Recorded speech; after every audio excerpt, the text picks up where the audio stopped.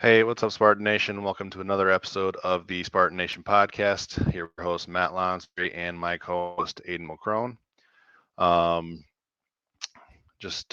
we wanted to jump on and talk about some Michigan State recruiting um, and some the Moneyball Pro-Am tournament that just started yesterday. Aiden, looks like your mic's muted again. There Yeah, we I go. got it. Okay. Um, and so yeah, we'll jump right into that. First of all, I guess happy holidays, everybody. There's with the 4th of July weekend. Congratulations for those who've made it through their last work day of the week and can now enjoy some time for the holiday. And yeah, with that, we'll just kind of jump right in it.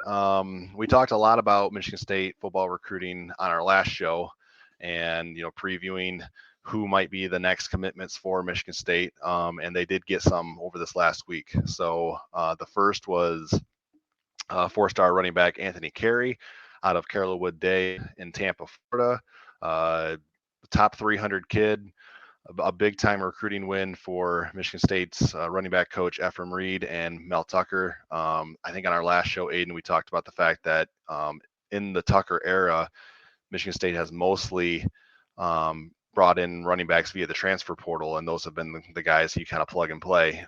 Kenneth Walker, um, Jalen Berger. It's nice to see them make land a big fish from the high school ranks. Um, Michigan State also landed a 3-star corner in Sayer Torrance, or defensive back from uh, Syracuse, New York. He was a former Syracuse commit, and when Michigan State hired Jim Salgado from the Buffalo Bills, this was one of the first offers that Salgado made as a Michigan State assistant coach, and developed a quick relationship with Torrance, and again brings in a guy who's going to add to that depth. Defensive back is one of their strengths, I think, of this class far. I mean, it's a class still, but what they've done at defensive back looks good. And then a pair of twin brothers who play offensive line, in Mercer and Charlton Lunieski. Um, and so another position group where Michigan State has really solidified in this 24 class is the O line. I think they've got 4 offensive line commits right now, and three or 4 defensive backs. So those position groups, uh, again, seem to be the strength or the backbone of the class right now. And then you add a really talented kid for at running back. So Aiden, what was kind of your reaction as you kind of saw 4 commitments this last week? There's been some angst. I think some worthy angst about this class going back a couple months, but it seems like this class is trending in the right direction now. Yeah, definitely. I mean, 8 of the 9 commits right now are either O linemen or defensive backs, which that was where they've been lacking um depth the past 2 seasons. Um so just for that matter, I think it's great that they're assessing that. I mean, we can talk about this a little bit later, but they might be adding another defensive back and potentially more alignment too. So Right. having, five five linemen and 5 defensive backs will be big. Adding to that depth. I know Coach Tucker really talked about that this whole off season about how they feel like they've added more depth than they've had since he's been at MSU. I really liked Torrance. I think I he was a player I mentioned last podcast, and yeah, again, finding some kind of under the radar defensive backs. Obviously, that's Salgado's first kind of guy that he really landed. I know uh, Jalen Thompson and Cameron Campbell and Powers are already committed, but that was really someone he kind of recruited himself that, the staff wasn't already recruiting that hard. So, yeah, I think that's a big step for the defense. I think carries a big land. I know he's from Carrollwood Day, which is where incoming freshman corner Eddie Pleasant played. So I think there is a bit of a an established relationship there already. Whether or not whether or not he's friends with Eddie Pleasant and like that relationship with it was there, I don't really know, but there is kind of a relationship between the staff and that school that they've produced more than their fair share of Power Five players. Just in Right. the past few years, they've had a lot of 4 and 5 star guys, so it's kind of good to build that relationship. Again, going back to the Luneski twins, just getting back into Ohio recruiting wise is huge for Michigan State. That was their backbone Right. at the peak of their success. So I think getting back into Ohio, they now have 3 Ohio players, which since Tucker was here and that 2021 class, I think they've had 2 before in the last 3 classes, and now they have 3 just in this one, and Right. potentially getting more. So I think that's a big step in the right direction. And then yeah, again, just finding under the radar guys. I know AJ Dennis already committed. He got a big boost in the 24/7 rankings. Yep. This most updated recruiting rankings. He's up to like top 200, and I think in he's not a 4 star in the composite, but in the 24/7 rankings, I think he's one of 2 4 stars that MSU has. So That's I correct. think Yep. that's big. Right. Yeah, like going back to your thing about kind of creating a pipeline with Carrollwood Day down in Tampa.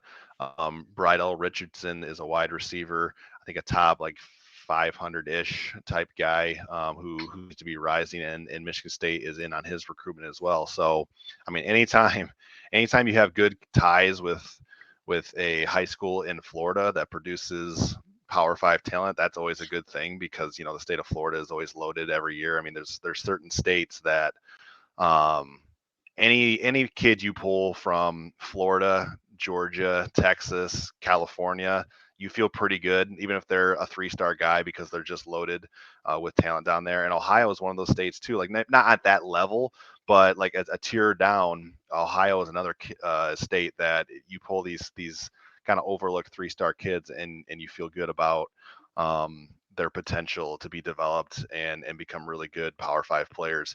Um, so yeah, I mean, the class is still ranked, I think, somewhere in like the mid 50s as far as nationally. 9 commits is still on the lower end, so that kind of explains the that ranking a little bit. But as far as just the quality of player that Michigan State is getting, I think their average player ranking is moved up into like the top 30s, top 35-ish, somewhere in there. Um, and as we kind of teased a little bit earlier, it sounds like Michigan State could be on the verge of landing another string of commitments this week, and that starts tomorrow with 3 star cornerback Justin Denson, um, who is, I'm going to pull up his stuff right now. I was going to do this before we went live, but I forgot. Um, yeah, so he is a 3 star kid out of Rhode Island. He's also considering Florida and Oklahoma. Those are the teams. Florida, Oklahoma, Michigan State seem to be like the 3 that have emerged in his uh, recruitment. He's ranked number 615 nationally, but his offer sheet kind of suggests that is a low ranking. He's got 28 offers, including Alabama. Obviously, we mentioned Oklahoma and Florida, Arkansas, Colorado, Florida State, Miami, Notre Dame, Penn State, Ole Miss, South Carolina, Tennessee. I mean, these are major programs that have at least shown some interest in Denson. And again, it appears like there's a lot of optimism, I will say, coming out of Michigan State. I'm not going to come out here and say, they're 100% going to get him tomorrow and like that, but they do seem to be kind of in that pole position as we're within 24 hours now of his commitment. So, yeah, so that's a kid that very soon could be added to that defensive back group that we've already talked about. There's also a lot. Well, first off, do you have any additional thoughts on Denson Specifically, maybe being an East Coast guy, like I know early on in like Jim Harbaugh's tenure at Michigan, they recruited the East Coast pretty heavily, but I don't think Michigan State has done a whole lot in the East Coast. So do you have any thoughts about that, Aiden, about tapping into that area? Yeah, I mean, I think that's another new region, and that's kind of how recruiting's going in this day and age of college football, and just this day and age of recruiting is you can find guys all over the country. I know MSU is, reaching out to Florida, Georgia a lot more than they used to. I mean, every team gets players from Florida and Georgia, but MSU is especially trying to go there more often. I know MSU has kind of reached out to, California more. I know they got, Jeremy Bernard. I know he left, but he was from Nevada. Um, Stan Rammel from Alabama. I know they recruited Samson Okunlola, which obviously he went to Miami, but he was from Massachusetts. So just yeah, the day and age of recruiting right now is it's all over the country, and that you can find guys everywhere. So yeah, I think Denson is just another player that shows that you can reach out to you know across the country. Sure. Um, another guy who Michigan State could be on the verge of adding to the class is three-star quarterback Henry Hasselbeck, who is the son of longtime NFL quarterback Matt Hasselbeck. Today, within the last hour or so, Henry Hasselbeck was committed to Maryland to play lacrosse, but he has seen his football recruitment kind of take off in recent weeks. And I think Michigan State might have been one of the schools that kind of led the charge on that as far as recruiting him to play a quarterback at a Power 5 level. And they brought him on campus for an official visit, and then he came back later in the week for an unofficial visit. Brought his mom with him to check out campus. And so again, Michigan State's building a lot of momentum with Henry Hasselbeck. And so that might be your quarterback of the 2024 class. And I know, like, when I think about Hasselbeck, he's a three-star kid. You might hear, okay, he was going to play lacrosse, but now he's being recruited to play quarterback, and that might not excite people. But in my opinion, like for this class, you landed Keaton Hauser 2 classes ago, and he's in a battle right now with Noah Kim to be the starting quarterback. And then last year, you land another 4-star kid in Sam Leavitt from the West Coast, who has a lot of potential. I think he was rated higher than Hauser out of high school a little bit. And so you've got a couple potential future studs at the position. We'll see what happens this fall when Kim and Hauser go at it in fall camp. But I don't mean this as a shot at Henry Hasselbeck at all, but like adding that kind of a quarterback in this class, it kind of makes sense to me. Like I know Michigan State kind of took some bigger swings at quarterback earlier in the cycle and kind of came up empty, but like I don't think taking a flyer out on a 3-star kid who has a dad who was an NFL quarterback is necessarily a bad thing. So what are your thoughts on that dynamic, I guess, between Hauser, Leavitt, and then now Hasselbeck? Yeah, I mean, I think it's a good situation, like you laid it out. Kind of, you stack 2 4-star quarterbacks, and then you have another quarterback coming in who is under the radar, but he has the pedigree where his dad played in the NFL for quite Right. a while. So I think in terms of building the program, again, this goes back to just adding depth. I think you have to add depth in every single, you want to have a quarterback in every single class because the transfer portal is so crazy that no matter what happens, you're probably going to lose a guy. Like no matter the situation. I mean, MSU just lost Peyton Thorne, which, if you told someone in January he'd be transferring to Auburn, people would look at you crazy. Right. But, that's just this day and age of college football. So, yeah, I really think that would be a good addition. if they do get him to commit.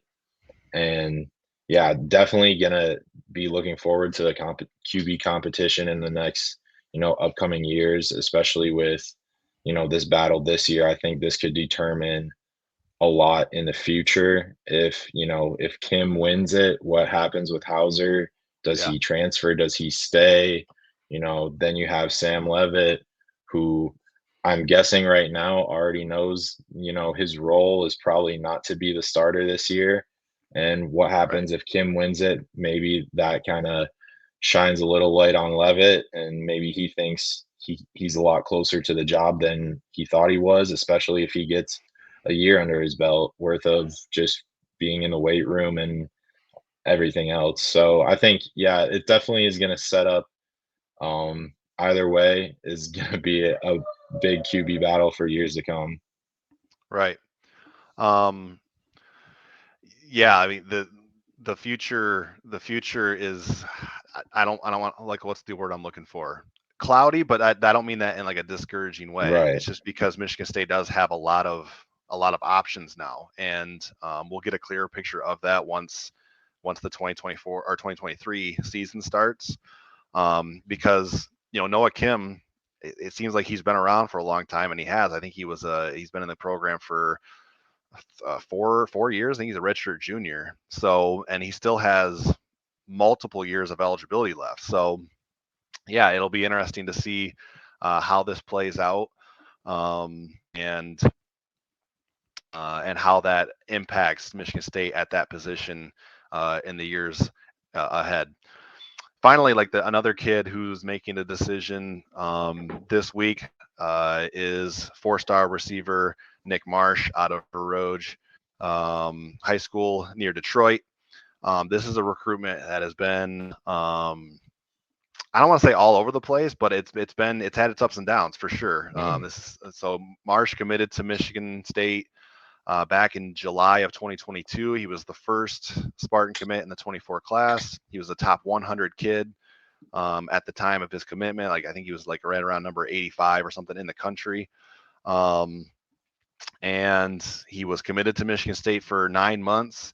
And then in March of this year, decided to just reopen things a little bit and really just start taking some phone calls. It wasn't, when he decommitted for Michigan State, it wasn't okay, I'm cutting ties with Michigan State. It was, I just want to make sure I'm making the right decision, and so I'm gonna open things back up and see what offers come away, pretty much.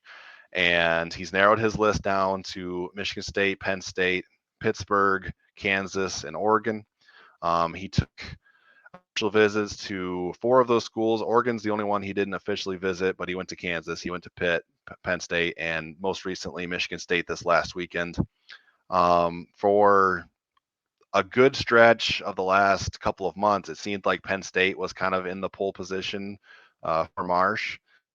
He talked about wanting to play with a lot of talent around him, and Penn State roster wise is ahead of where Michigan State is in as far as the football program, based on what we saw for the last 12 months or so. And so after his visit to Penn State, they seem to be the leaders. Well, that really shifted in the last 4 or 5 days after Marsh went back to Michigan State for his official visit. He took his mom with him. He took his aunt, his grandma, his couple of sisters, and by all accounts, it seems like Michigan State really knocked that visit out of the park, and they might have retaken that pole position in Marsh's recruitment. There's been some message stuff about Pittsburgh offering a major NIL deal to try to sway Marsh in the last hour here. I don't mean that literally last hour. I mean, as his decision approaches. So yeah, like I said, kind of an up and down recruitment. What vibe are you getting with Nick Marsh right now, Aiden? And what do you think of Michigan State's chances on July 7th when he makes his commitment?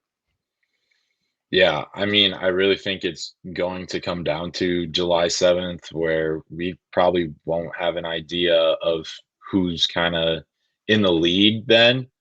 But at the same time, like I've said this before and written articles about this, he is probably one of the most important players that MSU needs to get in order for them to have a successful class. And I truly believe that, just not Right. only the fact that he's, a top 100 player in the country, it is, like you're putting up right here, the Keon Coleman situation, definitely something tricky that they're dealing with. Obviously, again, another player from Michigan, you still want to recruit local and, in the Michigan, Ohio kind of area that you've been successful in before. And just, yeah, the way that Courtney Hawkins has, um, how he's done in the last 3 years as the wide receivers coach at MSU, he's done really well in developing players and finding that talent and yeah developing that talent. And you saw what happened with Jaden Reed. Obviously he's a second round draft pick that people may have thought could have gone higher. And Keon Coleman, um whatever he said, he's still a product of Courtney Hawkins in some way, and he will eventually get drafted if he stays healthy. So there's that. And then yeah, Penn State, has come into Michigan in the past few years and really taken some quality players and just some receivers for that matter alone. Just like um, thinking off the top of my head, Jahan Dotson, Allen Robinson. I think there's two or three more in there, but Somebody yeah, who Denver drafted, I can't remember his name, but he was a Detroit kid. yeah, KJ Hamler. Yeah, exactly. Yeah. Yeah. Oh, that's probably who I was thinking of instead of Dodson. But Dotson was pretty good too. yeah, he was. But to my point, it's not that, Penn State does a quality job recruiting. They've done a quality job developing receivers. So, they have a ton in the NFL. So, there's no blame that he goes there. But again, you want to keep local guys home. And that would be a huge recruiting win. You know, Granted, it's not against, Michigan or Ohio State. It is still against, a team that recruits pretty highly. Right. Penn State is part of that upper tier of the Big Ten, and then you throw in Oregon, Mhm. who just has the ability to throw NIL offers at just about Yeah. anybody because of the backing they get from Phil Knight and Nike. So yeah, that would be a massive win twice for Michigan State to land his commitment if that Mm. does happen on the 7th. I wanted to answer Keith's question, just kind of the second part of this about Diamond and the rough guys. Um, as far as other offers that Michigan State has made at the wide receiver position, in addition to Marsh, Ozzie Gilmer's not a under the radar guy. He's a 4-star guy out of California.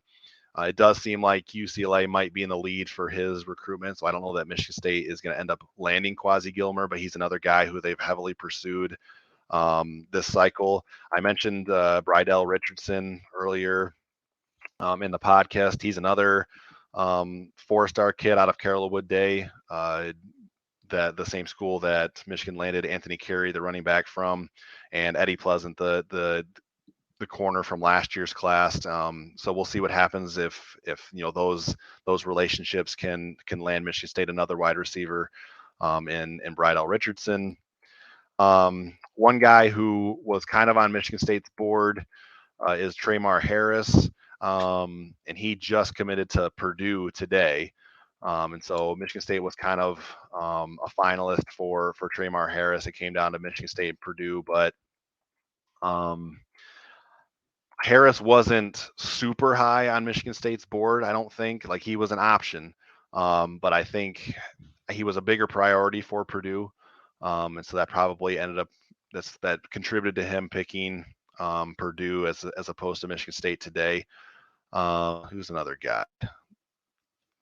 Is it Jordan Ross? Is that name familiar? Yeah. I think Yeah. he there was a crystal ball for him to Colorado State actually Okay. in the last day or two, I think. All So right. And then Javarius Green out of North Carolina. I think Michigan State was in a battle with North Carolina for him. We'll see what happens there. So yeah, there are some other options at wide receiver. Michigan State has recruited, you mentioned Courtney Hawkins, and then the way he's recruited over the last couple of years. Michigan State is in a pretty good shape with its young wide receivers going forward. So I think they're only going to take a couple in this cycle. If you land Marsh, that's, I mean, anything Marsh and anybody, that's a good Right. receiver haul for Michigan State this cycle. So yeah, we'll keep monitoring that in the coming weeks. But Michigan State looks like they're in a good position if they can just finish the deal this week with Nick Marsh. There was a couple of other questions that we can maybe get to. This one's not on topic at all, but I'll just address it really quick. Michigan with the week schedule. Yeah, so Michigan's schedule the last 2 years has been pretty, especially non-conference, has been pretty, not even pretty bad. It's been really bad. I think they had UCLA on the non-conference, and then they ended up canceling that and adding a couple of group of 5. Like, we're not going to spend a ton of time on this, but yeah, it's not been good. And as opposed to Michigan State and the non-conference, they're going to play, and they get Central, but then they've done this home and home with Washington. Michigan State has traditionally tried to do home and homes with bigger brands. They did Oregon a few years back, and so yeah, it's a weak schedule for Michigan. But that's pretty much all we're going to talk about that. But I did want to at least address the question because we were asked, and so we see you, Dustin. Cameron asked about NIL money. The NIL money comes from boosters. I know Matt Ishbia was in the news a couple weeks ago with there was a certain NIL thing that he was doing with Michigan State athletes that needed to be discontinued because of his new ownership of the Phoenix Suns. But like, Matt Ishbia is still very much involved in NIL efforts at Michigan State. That didn't go away. They didn't lose him as like a sponsor or a donor or anything like that. So by a lot of accounts, I think Michigan State is doing fine in NIL. I think there's always room for improvement, but there's a certain contingent, I think, of fans, and I think the fans bases have this contingent within themselves that we're behind in NIL. We need to do better. Like, yeah, that's a mindset that you should probably have. Like, how can we improve this?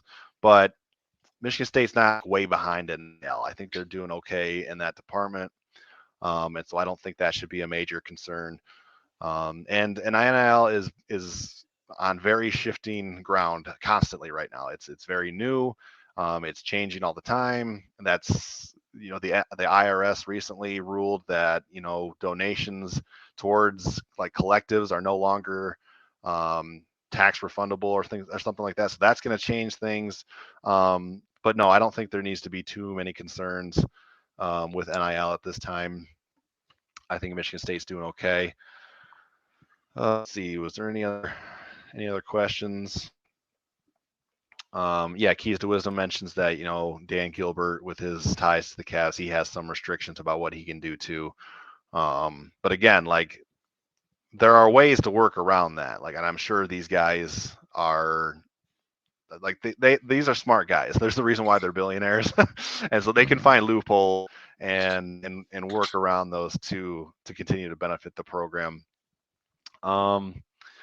Another guy, this kind of off the top of my head here, but we mentioned Anthony Carey, 4-star running back, earlier in the show.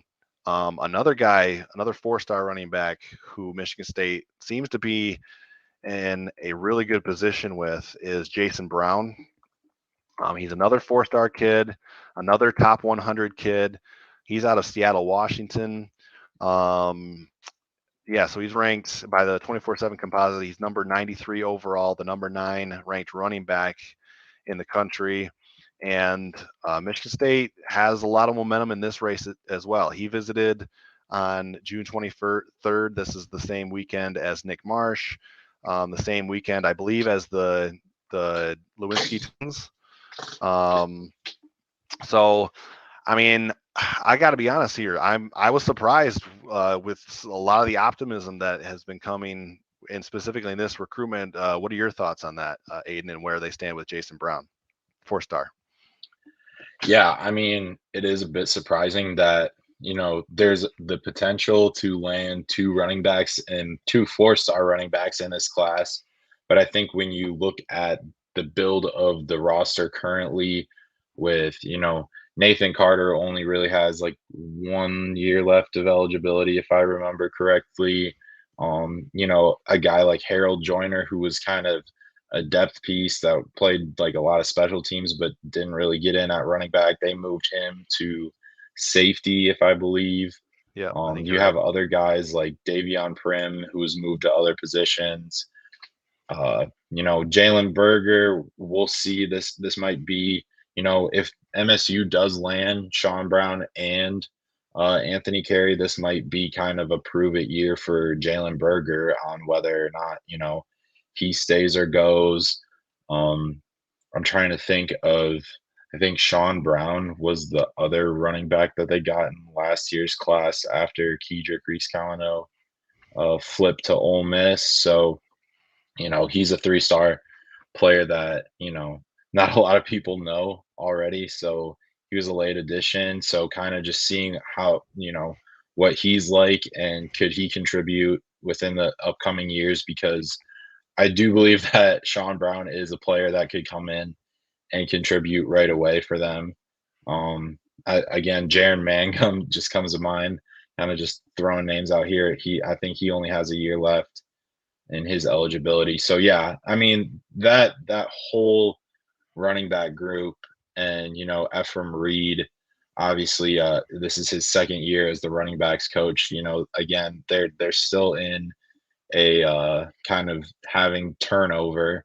And again, like we talked about, having majority of your running backs since 2021 have all been transfers. I think really, they moved Connor Hayward to a tight end position, and then Jordan Simmons played a little bit in 2021. We didn't really see him at all last year, but he's really the only guy that this staff recruited that has played in the last 2 years, coming out of high school. So I think they Right. they do realize that recruiting starts in high school. And I know there were some articles written about how MSU is kind of similar to Ole Miss in the way that they kind of overuse the portal in a sense, where they're not really establishing a culture through high school and development, which I don't necessarily believe that's true, but that's what coaches believe.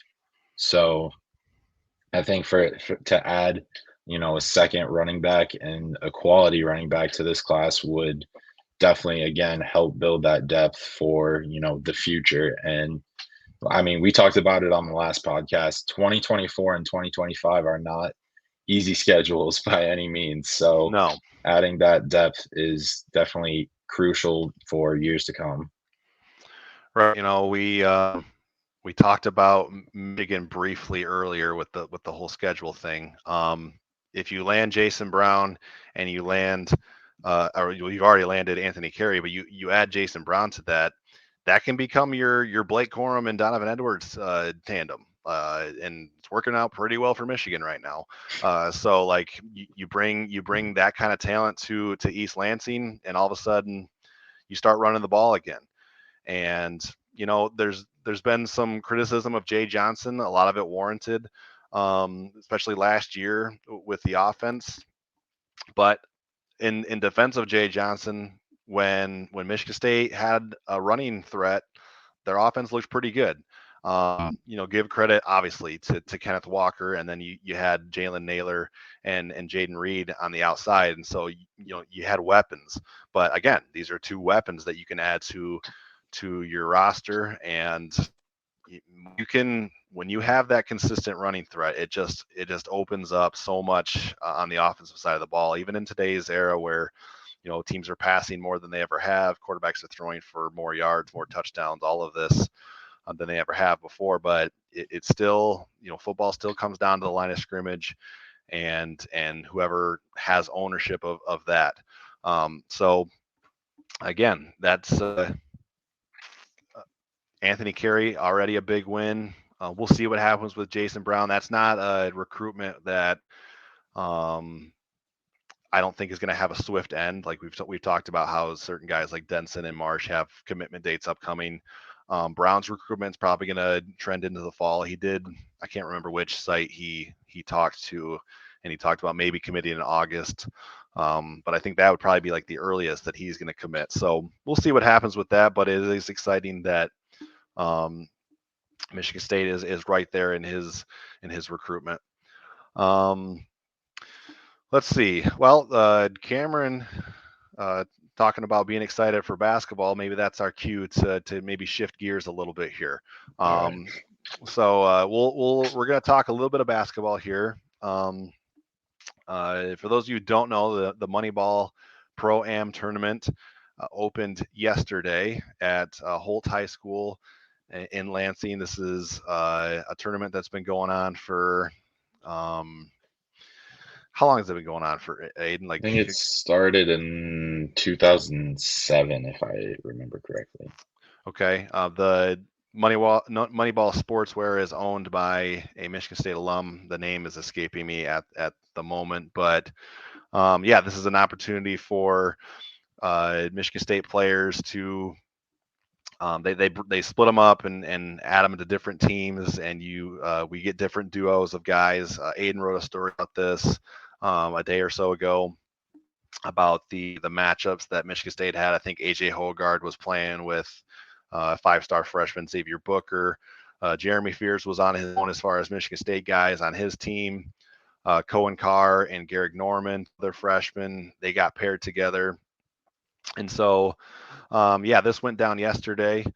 It started yesterday. It's going to carry on into like early August.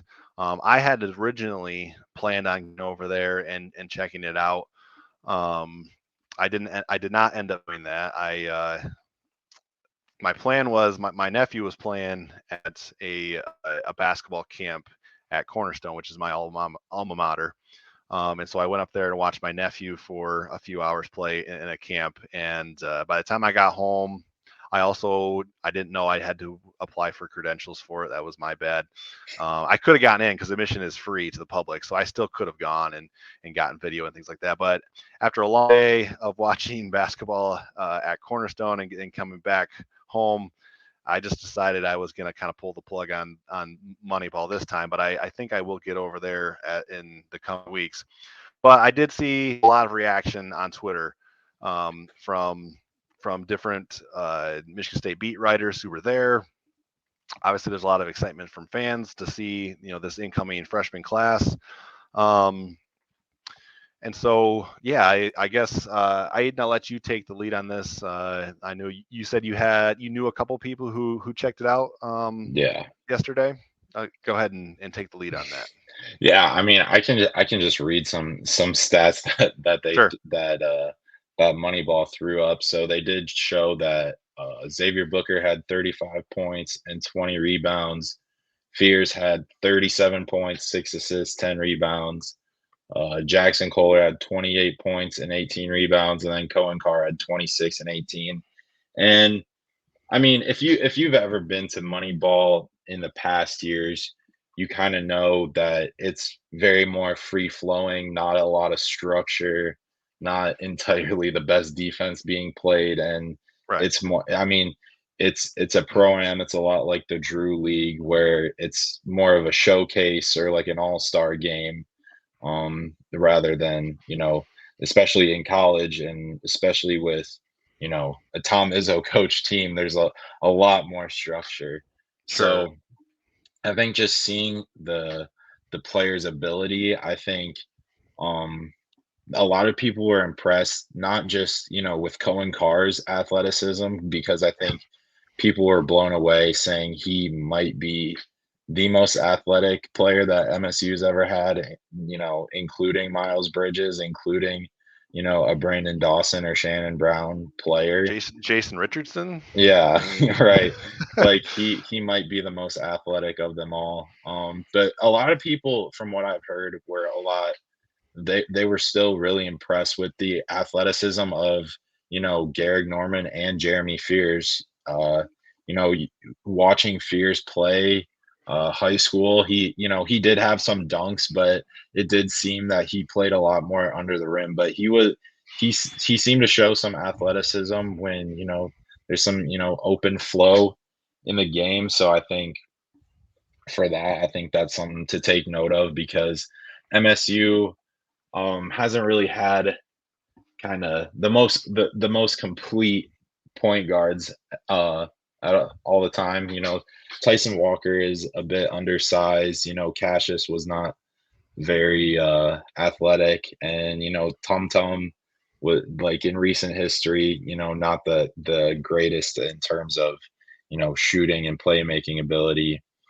So I think there's a lot of people that believe that Fears kind of has all of that and brings that together, which makes him kind of a special player in his own way, that MSU hasn't really had someone who had all the intangibles in one person, in one player, for a point guard. So I think that's something important to look at. And then and then Norman, I think a lot of people were impressed about his athleticism. And then going back to Booker, I think what people said is they want to see him be a bit more physical. They didn't see him, back anyone down. He did have 35 points.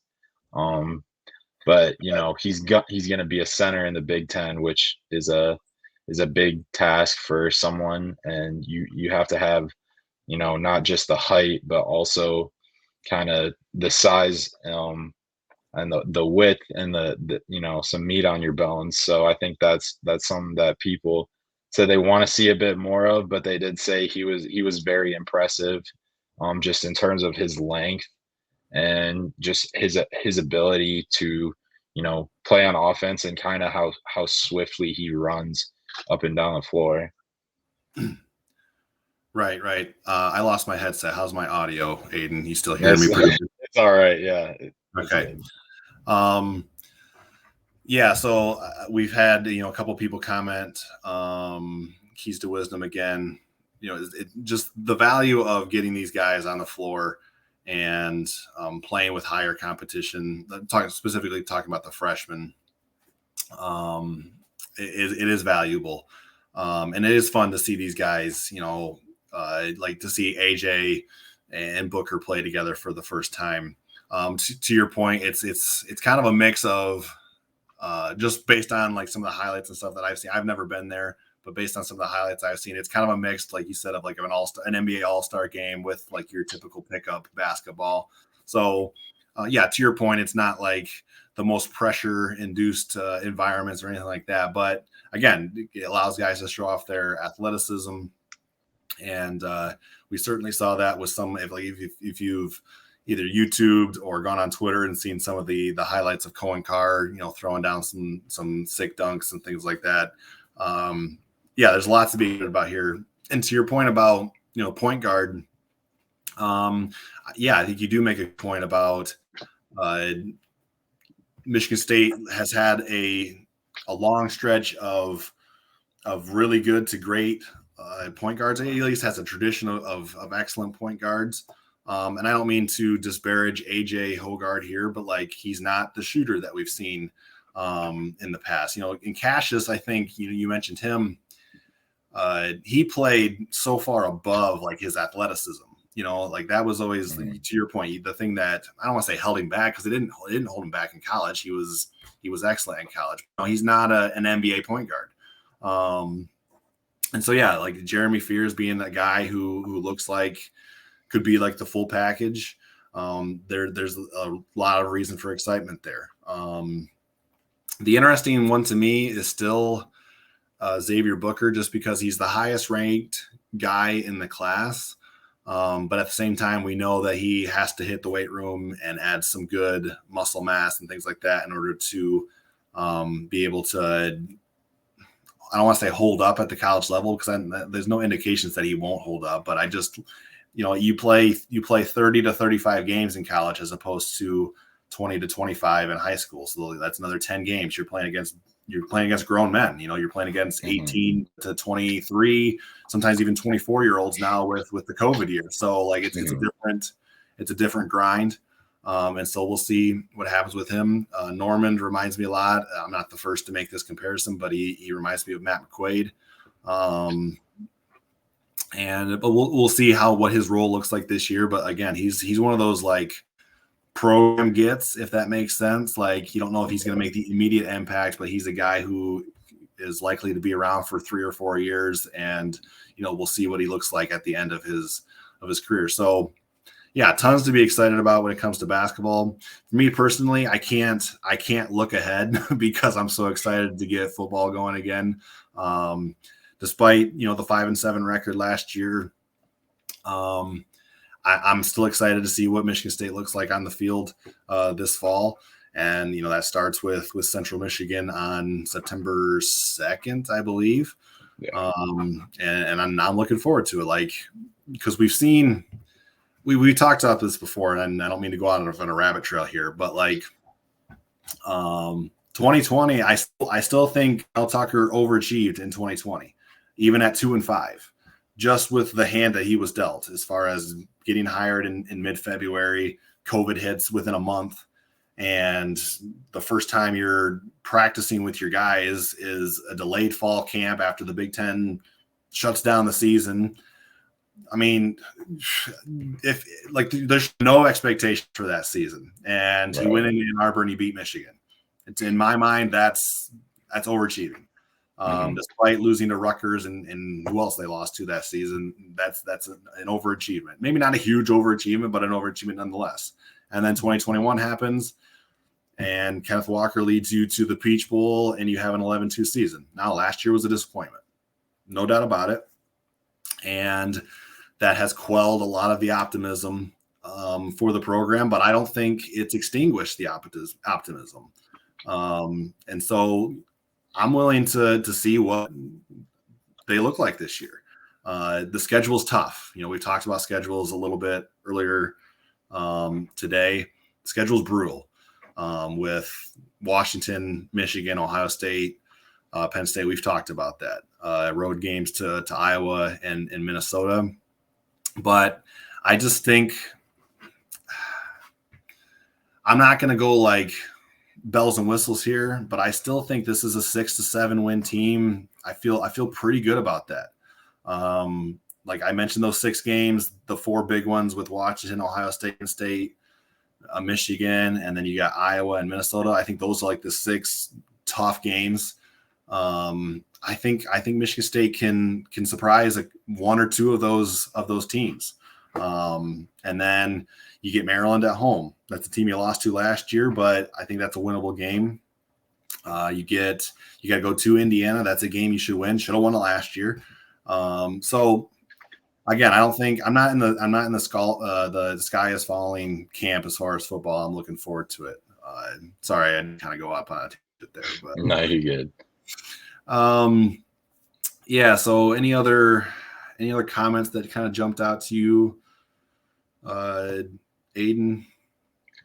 No, I mean, Moneyball, it's always difficult because it does happen, June or July where there's not a lot going on. So you're like, okay, when, Xavier Booker and Cohen Carr and, 3 of the 4 freshmen go off for 30 plus points, it's hard not to get excited, but also, take it with a grain of salt because there are players in the past. And I'm not saying that any of these 3 freshmen, are going to turn out to be bad, because I do think all 3 of them, or all 4 freshmen, have the potential to be great. But, it is happened in the past where, at Moneyball, a guy who's kind of 9th, 10th guy on the bench is scoring 40. So again, take it with a grain of salt, but also it does give you a little bit of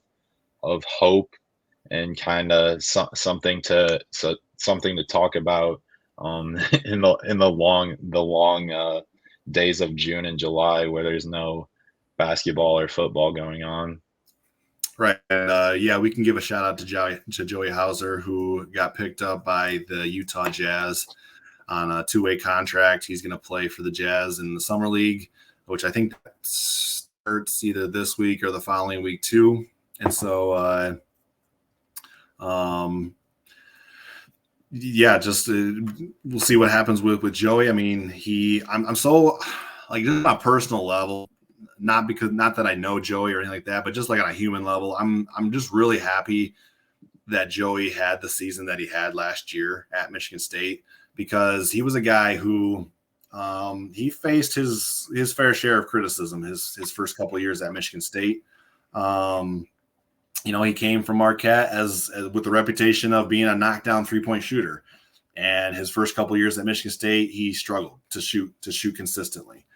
He would have a game where he, might pop off for 18 to 20, but the consistency just wasn't there. And Izzo talked about how COVID hit him particularly hard.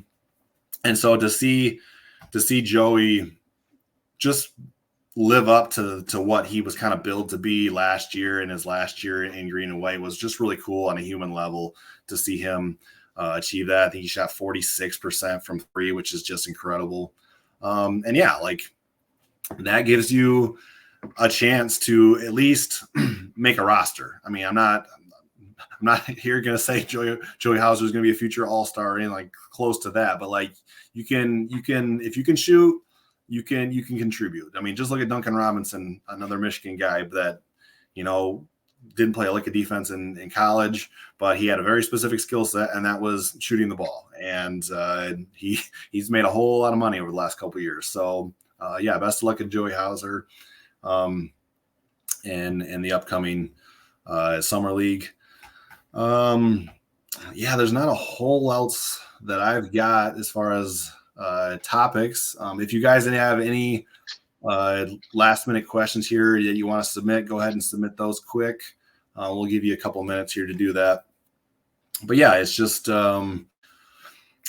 recruiting is starting to heat up for Michigan State. We'll continue to monitor that closely. You can find our stories on our Facebook page, Spartan Nation.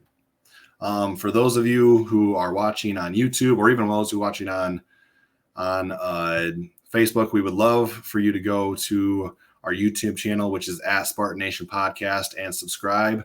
I checked today. We're still a very small operation here. We've got 135 subscribers on YouTube, which is not that many, but that's I've enjoyed watching that number trickle up over the last several weeks, and I kind of wanted to set like a goal. September 2nd is the kickoff for football. I would love to be over 200 subscribers by the time we get to the start of football season. And I'm hoping that when we get to talk about actual games, maybe that number will climb even more. So like for those of you who are still watching, please tell your Michigan State fans and buddies about our podcast and get them to subscribe. Again, just appreciate those who left a comment for us. And yeah, with that, I think we'll call it a night. Happy 4th of July, everybody, and go green.